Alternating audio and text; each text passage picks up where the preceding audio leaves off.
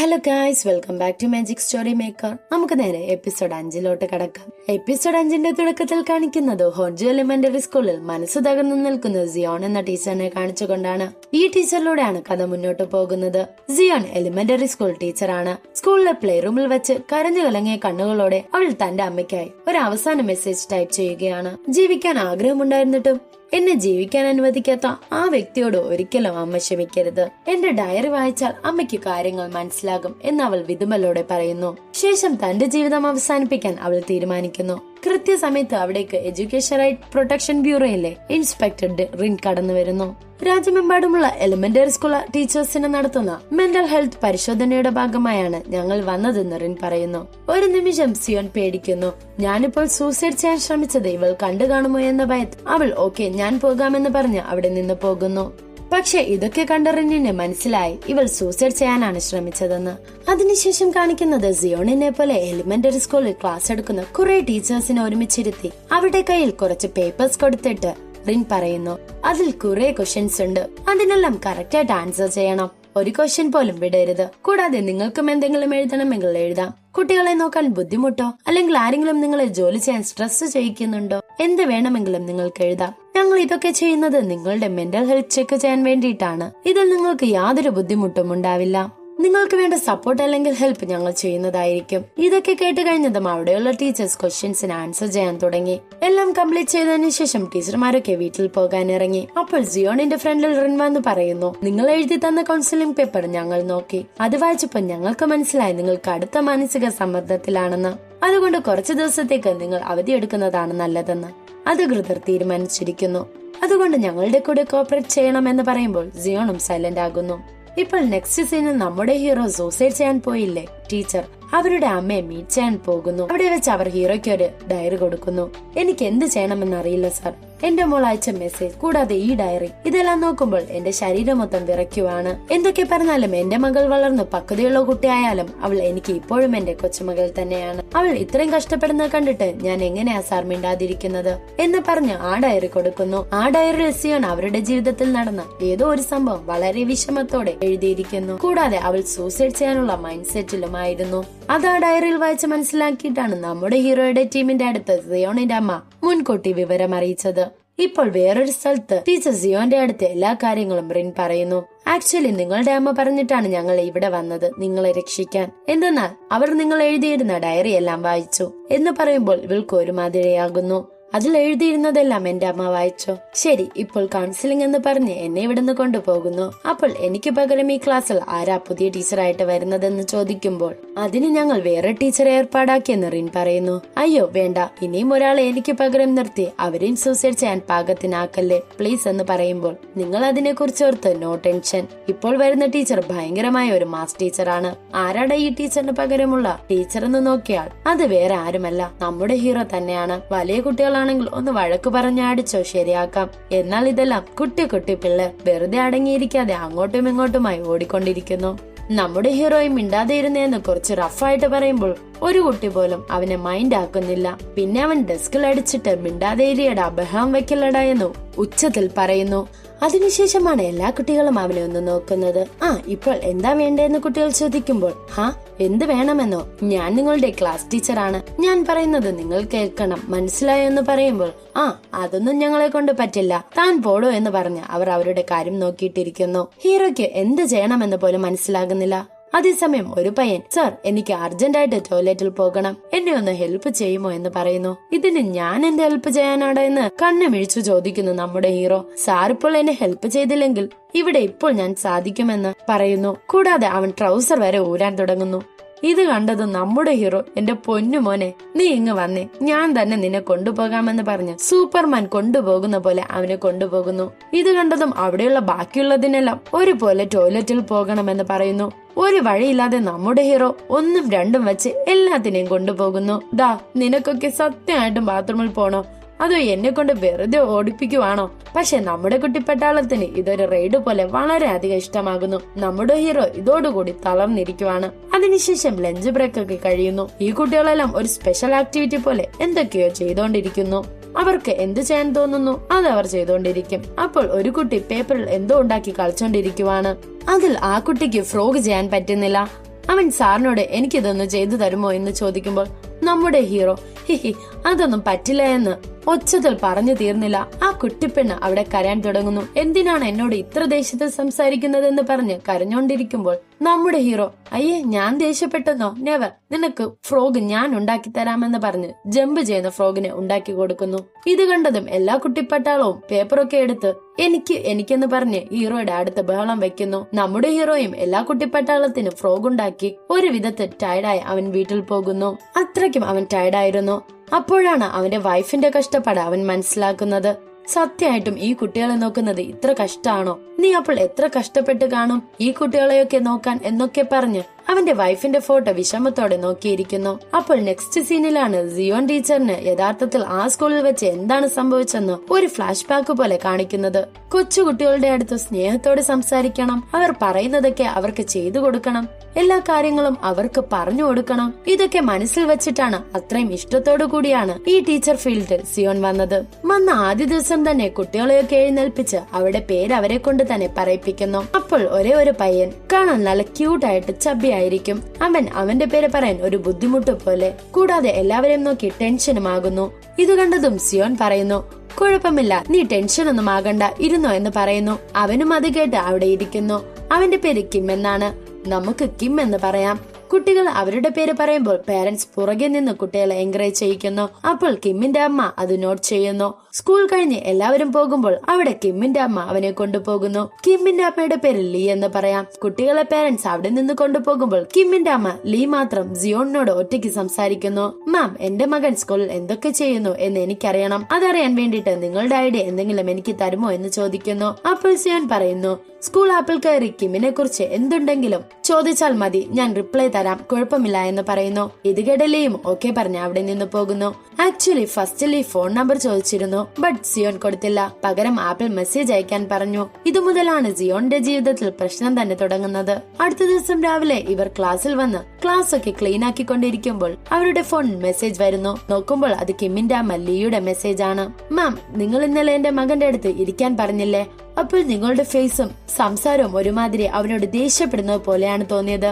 അതുകൊണ്ട് ഇനി അതുപോലെ ചെയ്യരുതും, ഒന്ന് ശ്രദ്ധിക്കണമെന്ന് പറയുന്നു. ഇത് കണ്ടപ്പോൾ ഓക്കെ മാം, ഞാൻ ഇനി ഇങ്ങനെ ചെയ്യില്ല എന്ന് പറഞ്ഞ് റിപ്ലൈ അയക്കുന്നു. കാരണം മകന്റെ മനസ്സ് വിഷമിക്കാതിരിക്കാൻ സ്നേഹത്തോടെ അമ്മ പറയുന്നതായിരിക്കുമെന്ന് സിയോൺ വലിയ കാര്യമാക്കാതെ ഇരിക്കുന്നു. പക്ഷെ ദിവസങ്ങൾ കഴിയുന്തോറും ഇതുകൊണ്ട് തന്നെ പ്രശ്നങ്ങൾ സ്റ്റാർട്ട് ആവാൻ തുടങ്ങി. കിം നന്നായിട്ട് പഠിക്കുന്ന കുട്ടിയൊന്നുമല്ല. കാരണം കൊച്ചുകുട്ടികൾ ചെയ്യുന്ന ഇക്വേഷൻസ്, പിന്നെ ഡ്രോയിങ്, കൂടാതെ കുഞ്ഞു കുഞ്ഞു ആക്ടിവിറ്റീസ്, ഇതിലൊക്കെ അവൻ ഡൗൺ ആകുന്നു. അവന് ഒന്നിനും പെർഫോമൻസ് ചെയ്യാൻ പറ്റുന്നില്ല. സോ അതുകൊണ്ട് നമ്മുടെ സിയോൺ കുട്ടികളുടെ ഫ്രണ്ടിൽ വെച്ച് അവനോട് കാര്യങ്ങൾ പറഞ്ഞ് മനസ്സിലാക്കി കൊടുക്കും. അതും വളരെ സ്നേഹത്തിൽ. ഒരു ടീച്ചർ എങ്ങനെ പെരുമാറണമോ അത് തന്നെയാണ് സിയോണും ചെയ്തത്. അവന്റെ തെറ്റുകൾ അവനെ കുറ്റപ്പെടുത്താത്ത രീതിയിൽ അവനെ പറഞ്ഞ് മനസ്സിലാക്കി കൊടുക്കുന്നു. എന്നാൽ കിം ഇത് മനസ്സിൽ വെച്ച് അവന്റെ അമ്മയുടെ അടുത്ത് ഇത് പറഞ്ഞു കൊടുക്കുന്നു. ലീയും അത് മെസ്സേജ് അയച്ച് ചോദിക്കുന്നു, എന്തിനാണ് നിങ്ങൾ ഇങ്ങനെയൊക്കെ ചെയ്യുന്നത്? അങ്ങനെയൊന്നും ചെയ്യാൻ പാടില്ല. എല്ലാ സ്റ്റുഡൻസിനെയും ഒരുപോലെ ട്രീറ്റ് ചെയ്യൂ. അതല്ലാതെ എന്റെ മകൻ തെറ്റ് ചെയ്താലും നിങ്ങൾ അവനെ മാത്രമേ സപ്പോർട്ട് ചെയ്യാവൂ എന്നൊക്കെ പറഞ്ഞ് ഭ്രാന്ത് പിടിച്ചതുപോലെ മെസ്സേജ് അയച്ചുകൊണ്ടേയിരിക്കുന്നു. ഒരു സമയം എത്തിയപ്പോൾ അവർ അയക്കുന്ന മെസ്സേജിന്റെ ടോൺ തന്നെ മാറുന്നു. ഞാൻ നിന്നെ വെറുതെ വിടില്ല. എന്റെ മകന്റെ അടുത്ത് എന്ത് ധൈര്യത്തിൽ നീ ഇങ്ങനെയൊക്കെ സംസാരിക്കുന്നു? ഞാൻ നിന്റെ പേരിൽ കംപ്ലൈന്റ് കൊടുക്കും എന്നൊക്കെ ഒരുമാതിരി വൈരാഗ്യത്തോടെ മെസ്സേജ് അയച്ചുകൊണ്ടിരിക്കുന്നു. യഥാർത്ഥത്തിൽ ലീ പറയുന്നത് പോലെ ഒന്നും അവിടെ നടന്നിട്ട് പോലുമില്ല. കിം കുഞ്ഞായതുകൊണ്ട് എന്തൊക്കെയോ പറയുന്നു. എന്നാൽ ലീ കേട്ട പാതി കേൾക്കാത്ത പാതി സിയോണിനെ വിരട്ടുന്ന രീതിയിൽ മെസ്സേജ് അയക്കുന്നു. ഒരു സൈക്കോ പാരന്റ് തന്നെ. ഇതൊക്കെ കണ്ട് സിയോൺ പേടിക്കുന്നു. സത്യമായിട്ടും ഇനി വരെ എന്റെ ജോലി ഇല്ലാതെയാക്കാൻ എന്തെങ്കിലും ചെയ്യുമോ എന്ന് ടെൻഷൻ അടിക്കുന്നു. കൂടാതെ എന്ത് മെസ്സേജ് വന്നാലും അവർ പേടിക്കുന്നു, ടെൻഷൻ ആകുന്നു. പാവം, ഇതൊക്കെ തരണം ചെയ്തു വന്ന എത്ര ടീച്ചർമാർ കാണും. അവരെയൊക്കെ സമ്മതിക്കണം. നമുക്ക് കഥയിലേക്ക് പോകാം. പിന്നെ കാണിക്കുന്നത് സിയോൺ അവളുടെ ഫ്രണ്ട്സിന്റെ കൂടെ വന്ന് മൈൻഡ് റിലാക്സ് ആകാൻ ഒരു ബാറിൽ വരുന്നു. ശേഷം ആ മൊമെന്റ് ഒക്കെ ഫോട്ടോ എടുത്ത് ഇൻസ്റ്റാഗ്രാമിൽ അത് അപ്ലോഡ് ചെയ്യുന്നു. അടുത്ത ദിവസം തന്നെ ആ പോസ്റ്റിന്റെ താഴെ കിമ്മിന്റെ അമ്മ ലീ ഭയങ്കരമായ ഒരു കമന്റ് ഇട്ടിരിക്കുന്നു. നിങ്ങൾക്ക് ബുദ്ധിയുണ്ടോ? നിങ്ങൾ ഒരു ടീച്ചറാണോ? നിങ്ങൾ ഇങ്ങനെയുള്ള ഫോട്ടോസ് ഒക്കെ ഇട്ടാൽ കുട്ടികൾ അവരുടെ പാരന്റ്സിന്റെ ഫോണിൽ നിന്ന് ഇതൊക്കെ കാണില്ലേ? അത് തെറ്റല്ലേ എന്നൊക്കെ പറഞ്ഞ് എന്തൊക്കെയോ കുറെ കമന്റ് വേറെയും ഇട്ടിരിക്കുന്നു. ഇതൊക്കെ കണ്ട് സിയോണ് കൺട്രോൾ തന്നെ പോകുന്നു. ഉടനെ ഹെഡ് മിസ്റ്ററിന്റെ അടുത്ത് പോയിട്ട്, മാഡം, എന്താ വിചാരിച്ചു വച്ചിരിക്കുന്നത്? അവർ ആവശ്യമില്ലാതെ എനിക്ക് മെസ്സേജ് അയച്ചോണ്ടേയിരിക്കും. ഇപ്പോൾ ഇൻസ്റ്റാഗ്രാമിൽ പോലും മോശമായി മെസ്സേജ് അയക്കുന്നു. നിങ്ങൾ ഒന്ന് പാരന്റ്സിനോട് സംസാരിക്കൂ എന്ന് പറയുമ്പോൾ എന്നെ കൊണ്ട് ഒന്നും പറ്റില്ല. കാരണം ഓൾറെഡി എന്നോട് തന്നെ കുറെ ആൾക്കാർ കേസ് കൊടുക്കുമെന്നൊക്കെ പറയുന്നു. കൊച്ചുകുട്ടികളല്ലേ, അവരുടെ കാര്യത്തിൽ നമ്മളെ കൊണ്ട് ഒന്നും ചെയ്യാൻ സാധിക്കില്ല. കൂടാതെ കോർട്ട് കേസ് എന്നൊക്കെ പറഞ്ഞു പോയാൽ കുട്ടികളുടെ ഭാഗത്തേക്ക് തന്നെ ശരിയെന്ന് പറയും. അതുകൊണ്ട് കുറച്ചു ദിവസത്തേക്ക് നീ ഇൻസ്റ്റഗ്രാം അൺഇൻസ്റ്റാൾ ചെയ്യുക. കൂടാതെ അതിൽ പോസ്റ്റ് ഒന്നും ഇടാതെ ശ്രദ്ധിക്കൂ. അല്ലാതെ ഇതിന് വേറെ വഴിയൊന്നുമില്ല. ഇവളും വീട്ടിൽ പോയിട്ട് ഇൻസ്റ്റഗ്രാം അൺഇൻസ്റ്റാൾ ചെയ്യുന്നു. ഇതൊക്കെ എന്റെ ജോലിക്ക് വേണ്ടിയല്ലേ എന്നൊക്കെ പറഞ്ഞു. കൂടാതെ എല്ലാം അവൾ അപ്പോൾ ഡയറിയിൽ എഴുതുന്നുമുണ്ട്. അതുമല്ലാതെ കിമ്മിന്റെ അമ്മ ലീ അവളോട് പറഞ്ഞ കാര്യങ്ങൾ, എന്റെ മകനോട് അങ്ങനെ സംസാരിക്കരുതും, ദാ എന്ന് ദേഷ്യത്തിൽ വിളിക്കരുതും, ഇത് ചെയ്യരുതും അത് ചെയ്യരുതും, ഇതൊക്കെ അവൾ ആ ഡയറിയിൽ എഴുതി വെക്കുന്നു. ഇതിനുശേഷം കിമ്മിനെ ശ്രദ്ധയോടെ ഹാൻഡിൽ ചെയ്യണമെന്ന് വിചാരിക്കുന്നു. അതും അവൾ ആ ഡയറിയിൽ നോട്ട് ചെയ്യുന്നു. അടുത്ത ദിവസം തന്നെ അവൾ കിമ്മിന്റെ അടുത്ത് എന്നത്തെയും പോലെ സ്നേഹത്തോടെ സംസാരിച്ചുകൊണ്ടിരിക്കുന്നു. അവനും വളരെ ജോളിയായിട്ട് തന്നെ സിയോണിന്റെ അടുത്ത് പെരുമാറുന്നതും. ഒരു സമയത്ത് ഒരു പയ്യൻ കളിച്ചോണ്ടിരിക്കുമ്പോൾ അറിയാതെ കിമ്മിനെ തള്ളിയിടുന്നു. എന്നാൽ കിം ദേഷ്യത്തോടെ ആ പയ്യനെ അടിക്കുന്നു. ഇത് കണ്ട സിയോൺ കിമ്മിനെ വഴക്ക് പറയുന്നു. അത് കിമ്മിന് വിഷമമാകുന്നു. അതിനുശേഷം പാരന്റ്സ് മീറ്റിംഗ് വയ്ക്കുന്നു. സ്കൂളിൽ നടന്ന കാര്യം പാരന്റ്സിനെ അറിയിച്ചു. ഇതിനെ തുടർന്നാണ് പാരന്റ്സിന്റെ ഈ മീറ്റിംഗ്. അതിൽ കിമ്മിന്റെ അമ്മ ലീയും വരുന്നു. ലീ പറയുന്നു, എന്റെ മകൻ ഒരു തെറ്റും ചെയ്തിട്ടില്ല, ഞാൻ സോറി ചോദിക്കില്ല എന്നൊക്കെ പറയുന്നു. അപ്പോൾ മറ്റേ പയ്യന്റെ അമ്മ പറയുന്നു, നിങ്ങളുടെ മകനാണ് എന്റെ മകനെ അടിച്ചത്, അപ്പോൾ നിങ്ങൾ സോറി ചോദിക്കില്ലേ എന്നൊക്കെ പറഞ്ഞ് ഇവർ പരസ്പരം ഉച്ചത്തിൽ സംസാരിക്കുന്നു. അതൊരു വാക്ക് തർക്കത്തിൽ എത്തുന്നു. ഉടനെ സിയോൺ ഇവരെ രണ്ടുപേരെയും സമാധാനിപ്പിക്കുന്നു. അപ്പോൾ ലീ പറയുന്നു, ഞാൻ കേസ് കൊടുക്കും, കോർട്ടിൽ പോയാലും കുഴപ്പമില്ല എന്നൊക്കെ പറയുന്നു. അതിനുശേഷം ലീ സിയോണിന്റെ അടുത്ത് സംസാരിക്കുന്നു. ഇങ്ങ് നോക്ക്, ഞാൻ നേരത്തെ പറഞ്ഞതാണ്, എന്റെ മകൻ എന്ത് തെറ്റ് ചെയ്താലും നീ അവന് മാത്രമേ സപ്പോർട്ട് നിൽക്കാൻ പാടുള്ളൂ.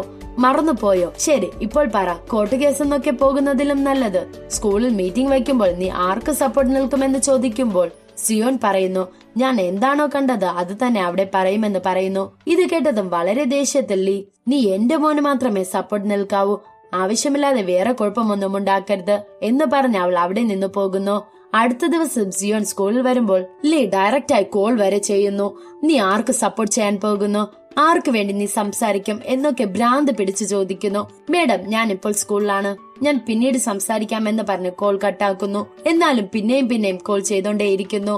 സോ ഇവൾക്ക് എന്ത് സംസാരിക്കണമെന്ന് പോലും അറിയില്ല. കാരണം ഇതിനു മുമ്പ് മെസ്സേജാണ് അയച്ചുകൊണ്ടിരുന്നത്. അത് കണ്ടും കാണാത്തതുപോലെ ഇരിക്കാം. എന്നാൽ കോൾ ചെയ്ത് സംസാരിക്കുന്നു. ഇതിന് എന്ത് ആൻസർ ആണ് കൊടുക്കേണ്ടത്? ഇവർ ഇത് നിർത്തില്ലേ? ഒരു സൈക്കോയെ പോലെ ആണല്ലോ ഇവർ ബിഹേവ് ചെയ്യുന്നത്. ഇവൾക്ക് ഭയം വരെ തോന്നുന്നു, ഏതോ സൈക്കോ കില്ലറിന്റെ അടുത്ത് പെട്ടതുപോലെ. അതിനുശേഷം കോൾ വന്നാൽ ഇവൾ കോൾ അറ്റൻഡ് പോലും ചെയ്യില്ല, പേടിച്ചിട്ട്. ഒരു ഘട്ടം കഴിഞ്ഞപ്പോൾ ലീ സിയോണിന്റെ വീട് വരെ എത്തി. എന്നാൽ അമ്മ ഇതൊന്നും അറിയാതിരിക്കാൻ സിയോൺ പുറത്തുപോയി ആ ലേഡിയോട് സംസാരിക്കുന്നു. ലീ ഒരുമാതിരി ഒച്ചത്തിൽ ഭ്രാന്തിയെ പോലെ സംസാരിക്കുന്നു. നീ ആ മീറ്റിംഗിൽ എന്താ പറഞ്ഞേ? എന്റെ മകനെ സപ്പോർട്ട് ചെയ്ത് സംസാരിച്ചില്ലേ? എന്തോ എന്റെ മകൻ ആ പയ്യനെ അടിച്ചതുപോലെ നീ പറഞ്ഞിരിക്കുന്നു. നിനക്ക് ഇത്ര ധൈര്യമോ? നീ ചെയ്യണമെന്ന് വിചാരിച്ചത് ചെയ്തല്ലോ, ഇനി ഞാൻ എന്ത് ചെയ്യുമെന്ന് നീ കാണാൻ പോകുന്നതേയുള്ളൂ എന്നൊക്കെ പറഞ്ഞ് സിയോണിനെ പേടിപ്പിച്ചിട്ട് അവിടെ നിന്ന് അവൾ പോകുന്നു. സിയോണിന് കണ്ണീരൊക്കെ വരുന്നു. ഇനി ഇവൾ എന്ത് ചെയ്യാൻ പോകുന്നു എന്ന് വിചാരിച്ച്. സോ ഇതുവരെ നമ്മൾ ഈ ഡ്രാമയിൽ ഒരുപാട് കേസ് കണ്ടു. എന്നാൽ ഒരു കേസിലും ഇത്രയും ഇറിറ്റേറ്റഡ് ആയ ഒരു ക്യാരക്ടറും കാണില്ല. കാരണം കാര്യമില്ലാത്ത കാര്യത്തിന് പോലും ഈ ലേഡീസ് സൈക്കോയെ പോലെ സംസാരിക്കുന്നു. ഒരു പയ്യനെ നല്ല അമ്മയായിട്ട് ഇരിക്കണമെന്ന് പറഞ്ഞ് ഇങ്ങനെയൊക്കെ കാണിക്കുമോ? അടുത്ത ദിവസം സിയോൺ ക്ലാസ്സിൽ പഠിപ്പിക്കുമ്പോൾ ആരോ ഒരാൾ വന്ന് കിമ്മിനെ പുറത്തു വരാൻ പറഞ്ഞു വിളിക്കുന്നു. അവൻ വരാതെ ഇരിക്കുമ്പോൾ അവന്റെ കൈ പിടിച്ചു വലിച്ചു കൊണ്ടുപോകാൻ ശ്രമിക്കുന്നു. അപ്പോൾ സിയോൺ, സർ ക്ലാസ് എടുക്കുന്നു, നിങ്ങൾ അവനെ വിടൂ എന്ന് പറഞ്ഞ് തടുക്കുമ്പോൾ ആ തടിമാടൻ സിയോണിനെ കൈ നീട്ടി അടിക്കാൻ പോകുന്നു. നിനക്ക് കുട്ടികളെ എങ്ങനെ പഠിപ്പിക്കണമെന്നറിയില്ല, എന്ത് പറയണമെന്നറിയില്ല, ആദ്യം നീ ജോലി റിസൈൻ ചെയ്ത് പോകാൻ നോക്ക് എന്ന് പറഞ്ഞ് കിമ്മിനെ അവിടെ നിന്ന് വലിച്ചു കൊണ്ടുപോകുന്നു. ഇപ്പോഴാണ് നമുക്ക് മനസ്സിലാകുന്നത് ഇവൻ കിമ്മിന്റെ അച്ഛനാണെന്ന്. കിമ്മിന്റെ അമ്മ സൈക്കോ ആണെന്ന് നോക്കിയാൽ അച്ഛനും അതുപോലെ തന്നെ. അപ്പോൾ നെക്സ്റ്റ് ഡേ സൈക്കോ ലീ വന്ന് ഒരു ഫയൽ കൊടുക്കുന്നു. അതെന്തെന്ന് നോക്കിയാൽ സിയോണിനെതിരെ കംപ്ലൈന്റ് കൊടുത്തിരിക്കുന്നു. മറ്റു കുട്ടികളെ നോക്കിയതുപോലെ എന്റെ മകനെ നോക്കുന്നില്ല, അതുകൂടാതെ എന്റെ മകനെ ഒറ്റയ്ക്ക് മാറ്റി നിർത്തി അടിക്കാൻ നോക്കേ, അതിനുശേഷം എല്ലാവരുടെയും ഫ്രണ്ടിൽ വെച്ച് നാണം കെടുത്തി എന്നൊക്കെ പറഞ്ഞ് ഇല്ലാത്തതൊക്കെ പറഞ്ഞ് കേസ് കൊടുത്തിരിക്കുന്നു. ഇതൊക്കെ എന്തിനാന്ന് വെച്ചാൽ സ്കൂൾ മീറ്റിംഗിൽ അവരുടെ മകനെ സപ്പോർട്ട് ചെയ്യാത്തത് കൊണ്ടാണ്. ആക്ച്വലി ആ പയ്യന്റെ ഭാഗത്ത് തെറ്റില്ലെങ്കിൽ സിയോൺ കിമ്മിനെ സപ്പോർട്ട് ചെയ്യുമായിരുന്നു. എന്നാൽ അന്നത്തെ അടിയിൽ കിമ്മാണ് ആ പയ്യനെ അടിച്ചത്. അതുകൊണ്ടാണ് സിയോൺ കിമ്മിനെ സപ്പോർട്ട് ചെയ്ത് സംസാരിക്കാത്തതും. സോ അതുകൊണ്ട് ഇതൊക്കെ ഞാൻ ചെയ്ത് എന്ന് പറയുന്നത് ന്യായമേ അല്ല. ന്യായമില്ലെങ്കിലും കുഴപ്പമില്ല, നീ കോർട്ട് കേസ് എന്ന് പറഞ്ഞ് കുറച്ച് കയറി ഇറങ്ങ്, എന്നാലേ നീ നന്നാവൂ. മിണ്ടാതിരുന്ന എന്നെ നീ ചൊറിഞ്ഞു എന്ന് പറഞ്ഞ് ലീ പോകുമ്പോൾ അപ്പോൾ നമ്മുടെ സിയോൺ പറയുന്നു, സത്യമായിട്ടും എന്റെ ഭാഗത്ത് ഒരു തെറ്റുമില്ല എന്ന് ഞാൻ പ്രൂവ് ചെയ്യും. തെറ്റ് ചെയ്ത നിങ്ങൾ ഇത്രയും ധൈര്യത്തോടെ ഇതൊക്കെ ചെയ്യുമ്പോൾ തെറ്റ് ചെയ്യാത്ത ഞാൻ എന്തിനു ഭയപ്പെടണം എന്ന് സിയോൺ പറയുമ്പോൾ, ഓഹോ അങ്ങനെയോ, ശരി, എന്നാൽ ഈ കേസൊക്കെ തീരുമ്പോൾ 4-5 വർഷമാകും. അങ്ങനെ ഈ കേസ് തീർന്നാലും ഞാൻ നിന്റെ പേരിൽ കൊടുത്ത കംപ്ലൈന്റ് നീ മരിക്കുന്നത് വരെ ഇരിക്കും. പിന്നെ ആൾക്കാർ നിന്നെ നോക്കുന്ന വിധം തന്നെ മാറും. ഇതൊക്കെ താണ്ടി നീ കേസിൽ ജയിച്ചാൽ ഞാൻ നിന്റെ അടുത്ത് സോറി ചോദിച്ചിട്ട് പോകും, അത്രയുള്ളൂ എന്ന് പറഞ്ഞ് സിമ്പിൾ ആയിട്ട് സംസാരിച്ച അവൾ അവിടെ നിന്ന് പോകും. അവൾ പകപോക്കാൻ വേണ്ടിയാണ് ഇതൊക്കെ ചെയ്യുന്നത്. എന്നാൽ അവൾ ഓർക്കുന്നില്ല സിയോണിന്റെ ജീവിതം വെച്ചിട്ടാണ് അവൾ കളിക്കുന്നതെന്ന്. ശേഷം പോലീസ് സ്റ്റേഷനിൽ ഇടയ്ക്കിടെ സിയോണിനെ വിളിച്ചു ഓരോ ചോദ്യങ്ങൾ ചോദിക്കുന്നു. നിങ്ങൾ ആ പയ്യനെ ആദ്യം എന്താ ചെയ്തത്, അവർ എന്തിനാണ് നിങ്ങളുടെ പേരിൽ ഇങ്ങനെ കംപ്ലൈന്റ് ചെയ്തത് എന്നൊക്കെ പറഞ്ഞു ഭയങ്കരമായ ചോദ്യങ്ങളൊക്കെ ചോദിക്കുന്നു. ഇവളും ഇവളുടെ ന്യായത്തെക്കുറിച്ച് പറയുന്നു, നടന്ന കാര്യങ്ങൾ പറയുന്നു. കുറെ ദിവസം ഇങ്ങനെ പോകുന്നു. സ്കൂൾ, സ്റ്റേഷൻ, വീട് ഇങ്ങനെ മാറി മാറി പോയിക്കൊണ്ടേയിരിക്കുന്നു. ഒരു ഘട്ടത്തിൽ ഇവളുടെ മെന്റൽ ഹെൽത്ത് തന്നെ ഡൗൺ ആകുന്നു. അതും കൂടിയല്ലാതെ അൺനോൺ നമ്പറിൽ നിന്ന് പോലും ഇവൾക്ക് കോൾ വന്നോണ്ടേയിരിക്കുന്നു. എന്തെന്നാൽ ഈ വിഷയം മീഡിയയിൽ ലീക്കായെന്ന് തോന്നുന്നു. ഇവളുടെ ഭാഗത്താണ് തെറ്റെന്ന് മീഡിയയിൽ പറഞ്ഞുകൊണ്ടിരിക്കുന്നു. അതുകൊണ്ട് ഈ കേട്ടതിൽ എന്തെങ്കിലും സത്യമുണ്ടോ എന്നറിയാനാണ് ഇവർക്ക് ഇങ്ങനെ കോൾ വരുന്നത്. കൂടാതെ സ്കൂളിലെ മറ്റു പാരന്റ്സും ഈ വിഷയത്തെ കുറിച്ച് അറിയുന്നു. അതിനുശേഷം അവർ കുട്ടികളെ സ്കൂളിൽ തന്നെ വിടാതെ ആകുന്നു. ഈ ടീച്ചറിന്റെ പേരിൽ കേസിരിക്കുമ്പോൾ എങ്ങനെ ഞങ്ങളുടെ കുട്ടികളെ അവിടെ അയക്കും എന്ന് പാരന്റ്സ് ചോദിക്കുന്നു. ഇതൊക്കെ കൊണ്ടാണ് മെന്റൽ ഹെൽത്ത് ഡൗൺ ആയി അവൾ സൂസൈഡ് ചെയ്യുന്ന സ്റ്റേജ് വരെ എത്തിയത്. ഇപ്പോൾ ഇതിനെക്കുറിച്ചാണ് നമ്മുടെ ടീം മെമ്പേഴ്സ് സംസാരിച്ചുകൊണ്ടിരിക്കുന്നത്. അപ്പോൾ ഇതൊക്കെ കേട്ട റിന്നിന് ഭയങ്കര ദേഷ്യം വരുന്നു. സത്യമായിട്ടും എന്നെ കൊണ്ട് പറ്റുന്നില്ല. ഇതൊക്കെ കേൾക്കുമ്പോൾ എന്റെ ചോര തിളയ്ക്കുക. ശരി, ഇപ്പോൾ പാരന്റ്സിന് ഒരു ടീച്ചറിനെ ഇഷ്ടപ്പെടുന്നില്ല എങ്കിൽ കുട്ടികളെ വെച്ച് കംപ്ലൈന്റ് ചെയ്യുന്നു. അപ്പോൾ ടീച്ചേഴ്സിന്റെ ഭാഗത്ത് തെറ്റില്ലെങ്കിലോ? അപ്പോൾ എന്ത് സംഭവിക്കുമെന്ന് ചോദിച്ചാൽ ടീച്ചേഴ്സിന്റെ ഭാഗത്ത് തെറ്റില്ലെന്ന് പറഞ്ഞ് അവരെ വെറുതെ വിടും. അപ്പോൾ അതിനു മുന്നേ പോലീസ് സ്റ്റേഷനിൽ വിളിച്ച് ചോദ്യങ്ങൾ ചോദിച്ച് മെന്റലി അവരെ ഡൗൺ ആക്കിയതിന് നഷ്ടപരിഹാരം ഒന്നും കൊടുക്കത്തില്ലേ? അല്ല, ഇപ്പോൾ പാരന്റ്സ് റിവെഞ്ചിന് വേണ്ടി കേസ് കൊടുക്കുന്നു. അതിൽ ടീച്ചേഴ്സ്മാർ കുറ്റക്കാരല്ലെന്ന് തെളിഞ്ഞ പാരന്റ്സിനെതിരെ പോലും കേസൊന്നും എടുക്കത്തില്ലേ? എന്ത് ന്യായമാണിത് എന്നൊക്കെ പറഞ്ഞ് റിൻ ദേഷ്യത്തിൽ ഒച്ചയുണ്ടാക്കുന്നു. അപ്പോൾ നമ്മുടെ ഒരു കാര്യം പറയുന്നു, ഇപ്പോൾ കുട്ടികളുടെ കാര്യത്തിൽ പാരന്റ്സിന്റെ മേൽ റിട്ടേൺ കേസ് ഒന്നും എടുക്കില്ല എന്ന ധൈര്യമുള്ളത് കൊണ്ടാണ് ഈ പാരന്റ്സ് ഒക്കെ ടീച്ചേഴ്സിന്റെ പേരിൽ ഫേക്ക് കംപ്ലൈന്റ് കൊടുക്കുന്നത്.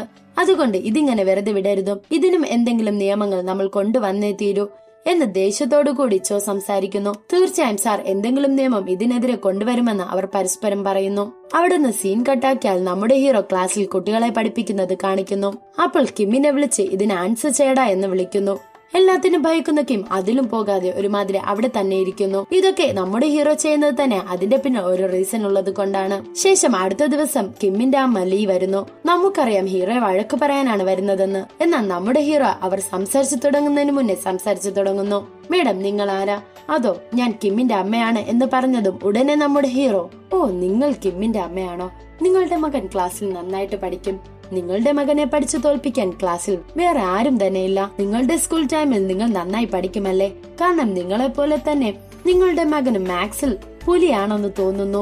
ഇവളും ഹീറോ തന്നെ കുറിച്ച് പൊക്കി പറയുന്നതിൽ നാണമൊക്കെ വരുന്നു. എന്റെ മകനെ നന്നായി നോക്കണം. എന്തെങ്കിലും പ്രശ്നമുണ്ടെങ്കിൽ അപ്പോൾ എന്നെ അറിയിക്കണം. അതൊന്നും കുഴപ്പമില്ല, ഞാൻ നോക്കിക്കോളാം. മേഡം പോയാട്ടെ എന്ന് ഹീറോ പറയുന്നു. സോ നമ്മുടെ ഹീറോയുടെ സ്ട്രാറ്റജി എന്തെന്നാൽ ആരെങ്കിലും എന്തെങ്കിലും തെറ്റ് ചെയ്താൽ അതേ നാണയത്തിൽ തന്നെ ഹീറോയിൻ തിരിച്ചടിക്കും. അത് തന്നെ ഇവിടെയും നടക്കുന്നു. ഫസ്റ്റ് കോൾ ചെയ്തിട്ട്, മേഡം കിം ഉറങ്ങുന്നു. ഞാനിപ്പോൾ അവനെ എങ്ങനെ എഴുന്നേൽപ്പിക്കും? അവനെ വിളിച്ചാൽ മതി, അവൻ എഴുന്നേൽക്കും. ആ ഓക്കെ മേഡം എന്ന് പറഞ്ഞ് ഹീറോ കട്ട് ചെയ്തിട്ട് വീണ്ടും വിളിക്കുന്നു. അല്ല, ഞാൻ ഉച്ചത്തിൽ വിളിച്ചെഴുന്നേൽപ്പിച്ചാൽ അവന് നാണക്കേടാവില്ലേ? ആ സാർ, നിങ്ങൾ പറയുന്നതും ശരിയാ. അപ്പോൾ അവനെ കൈവച്ച് തൊട്ട് എഴുന്നേൽപ്പിച്ചോ എന്ന് പറയുമ്പോൾ, അങ്ങനെ ചെയ്താൽ അബ്യൂസ് കേസ് വരില്ലേ എന്ന് ഹീറോ പറയുന്നു.